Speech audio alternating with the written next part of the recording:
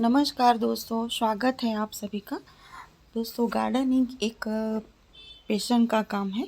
उसमें हमें बहुत पैशन रखनी पड़ती है, तभी हमारा गार्डन बहुत अच्छी तरह बनता है और सभी प्लांट हमारे हेल्दी और फ्लावरिंग भी अच्छी आती है।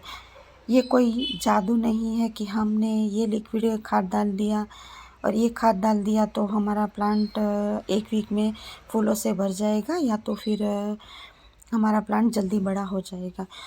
कोई भी प्लांट ग्रो करने के लिए हमें धीरज रख के काम करना पड़ता है, क्योंकि बहुत सारे ऐसे तत्वों और वातावरण का भी बहुत सारा असर होता है।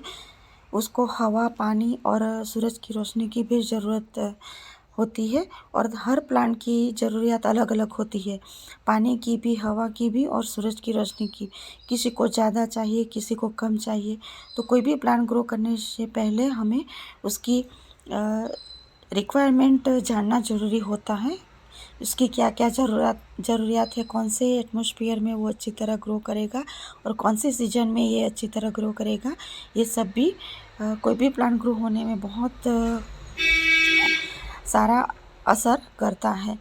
उत्तर भारत में ज़्यादा ठंड रहती है, तो वहाँ विंटर वाले फ्लावर बहुत अच्छी तरह ग्रो करते हैं और मध्य भारत और साउथ में, दक्षिण भारत में, हाँ, जो प्लांट है वो परमानेंट या तो इंडोर प्लांट बहुत अच्छी तरह ग्रो करते हैं।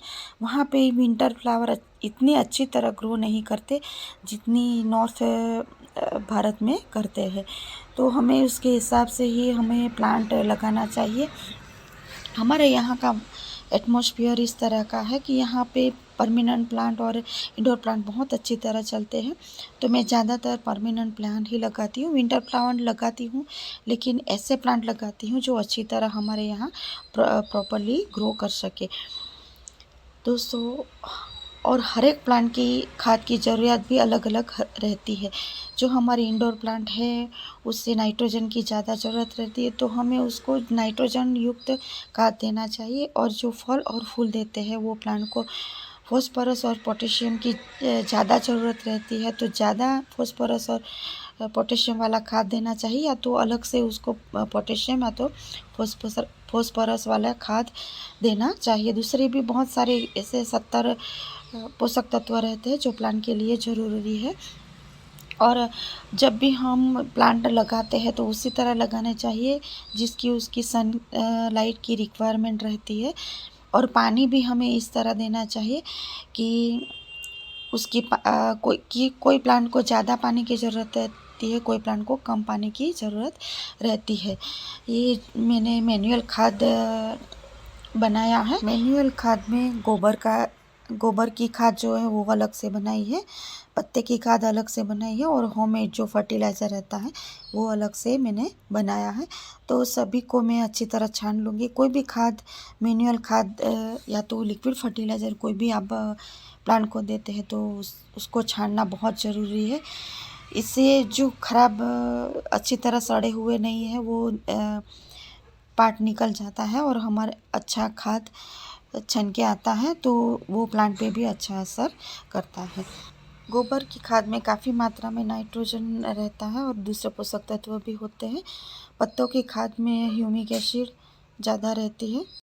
और होम मेड जो फर्टिलाइज़र बनाते हैं उसमें फ्रूट के छिलके, सब्जी के छिलके, तो काफ़ी मात्रा में पोटेशियम, कैल्शियम, फॉस्फोरस, जिंक, ये सब पोषक तत्व होते हैं। तो ये सभी को मिला के मैं उसके साथ राख भी मिलाऊंगी।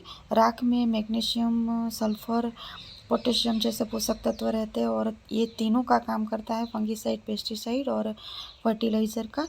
और साथ में ये पीएच लेवल को भी मेंटेन करता है। दूसरा, मैं उसमें राइस हस्क और पराली भी मिलाऊंगी जो हमारे मिट्टी को पोरस बनाएगा।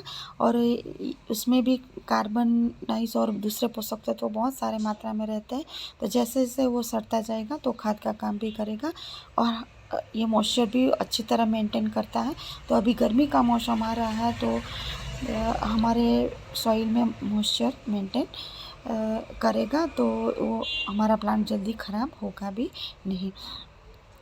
दोस्तों, इसी तरह हम खाद देंगे तो हमारा प्लांट बहुत अच्छी तरह ग्रो करेगा और उसमें फ्लावरिंग और फ्रूटिंग भी बहुत अच्छी तरह होगी। हम जब भी लिक्विड फर्टिलाइज़र भी बनाते हैं तो उसको अच्छी तरह छान के पानी में अच्छी तरह डाइल्यूट करके ही डालना चाहिए ताकि उसमें फंगस क्रिएट ना हो। और दूसरी एक बात का ध्यान रखना है कि जब भी कोई भी खाद देते हो तो आप अच्छी तरह प्लांट की गुड़ाई करके 1 दिन के लिए उसको सूखने दीजिए, उसके बाद ही लिक्विड फर्टिलाइज़र डालिए तो फंगस क्रिएट नहीं होगी। और जो लिक्विड फर्टिलाइज़र डालेंगे तो उसका असर भी अच्छा रहेगा। मैं ज़्यादातर लिक्विड फर्टिलाइज़र ऑनियन पील और फ्रूट के छिलके या तो फ्लावर को भिगो के बनाती हूँ और वो भी 2-3 दिन डाइल्यूट करके अच्छी तरह छान लेती हूँ। और उसमें जो मैं